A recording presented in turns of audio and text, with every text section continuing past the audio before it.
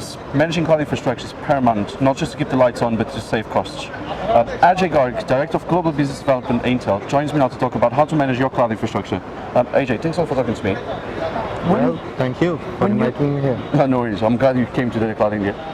When you look at the global data center market and you see how companies are managing the data centers, what's your sort of view? What's your... Yeah, so I mean, in general, what we see from the worldwide perspective is like, there's a wide spectrum. We have seen the data centers where, it's still running on an Excel sheet and, there is no real-time monitoring going on versus, all the way... a literal thing? Or? Yeah, like having a Excel sheet where, assets are not jotted down, maybe, some kind of a manual walkthrough happens, like, once in a blue moon to check it out, how the parameters are working and all those things, and, or the rack capacity gets done based on the face value or plate value of the devices that comes in. And and then also at the same time we also see that people are looking to see how to optimize it, because this manual way you cannot manage a big data center, so you have to put in a lot of monitoring in place and doing, they are automating like how to when the new systems and assets comes in, how to place them, where to place them efficiently.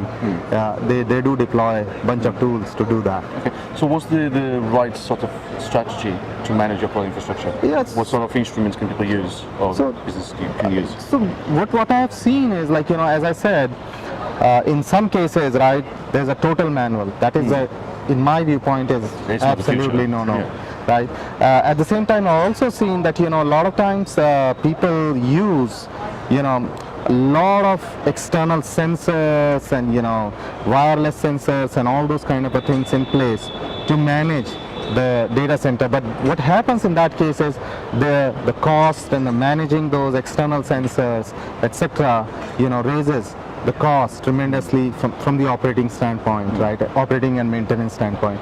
So where we come into the picture is we educate some of the things. Hey, it's a lot of these external sensors, they are actually built into very smart devices, and you should use those sensors, to monitor and manage. And that can save you costs, at the same time give you a large set of data that helps you in your operation. Okay, so make intelligent decisions as well. Yes. When it comes to AI, there's a massive topic in the industry right now. How do you see AI being used in the management of infrastructure? So again, if you look, so AI essentially comes into the picture for doing some of the predictive analysis, right? And in order for your, doing the predictive analysis well in your data center, one of the key elements that you have to have is the data, so that you grab the data, you synthesize it, you do, and then you run some regressions on it, and then make some predictions. For example, there are like the devices.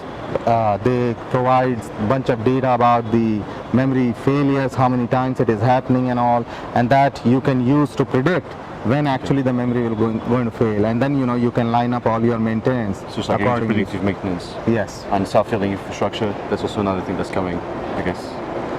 True. Okay. And then in terms of Intel, what sort of work are you doing around this space? Who do you work with? If you can mention partners or customers, what products? True. So for Intel, basically we are working at two layers. One layer we are working as we power the IT infrastructure of the data center, right? So we provide all these network storage, servers, etc., right? And what we are doing is we are making these devices more and more smart, right? Like earlier I was talking about having some of the external sensors of power, thermal, or health, etc., right? Those all things can be built into these devices. So that is basically at the hardware level we are working on making sure there are smartness, goodness that is there in the devices. And then we also work at the software, right? That's where my team comes into the picture, is the data center manageability. We have built the software stack, right, that essentially can grab the data and do the collection, analysis, synthesis, and control. And that particular software, middleware essentially can be either used directly by the data center managers or by the the DCIM vendors out there, or the vendors who provide, data. There's a term called DMAS, data center management as a service. Yep. So this particular layer can be plugged into. That can be plugged in so that all that data management can happen. Okay, and then we are recording in India, at Data Cloud India. What brings you to India? Yeah, so I mean, India is an exciting market. What we are seeing is there's a tremendous growth path is happening in the data center.